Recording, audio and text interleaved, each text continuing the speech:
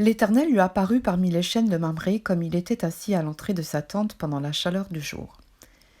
Il leva les yeux et regarda, et voici 3 hommes étaient debout près de lui. Quand il les vit, il courut au-devant d'eux, depuis l'entrée de sa tente, et se prosterna à terre. Et il dit, « Seigneur, si j'ai trouvé grâce à tes yeux, ne passe point, je te prie, loin de ton serviteur. Permettez qu'on apporte un peu d'eau pour vous laver les pieds, et reposez-vous sous cet arbre.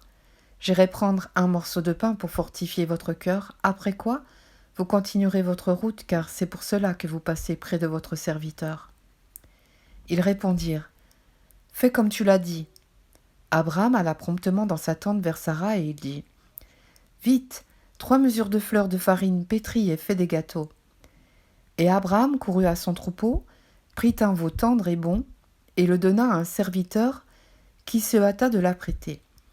Il prit encore de la crème et du lait avec le veau qu'on avait apprêté, et il les mit devant eux.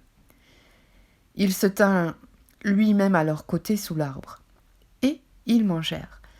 Alors ils lui dirent, « Où est Sarah ta femme ?» Il répondit, « Elle est là, dans la tente. » L'un d'entre eux dit, « Je reviendrai vers toi à cette même époque. Et voici Sarah ta femme aura un fils. » Sarah écoutait à l'entrée de la tente qui était derrière lui. Abraham et Sarah étaient vieux, avancés en âge, et Sarah ne pouvait plus espérer avoir des enfants. Elle rit en elle-même en disant, « Maintenant que je suis vieille, aurai-je encore des désirs ?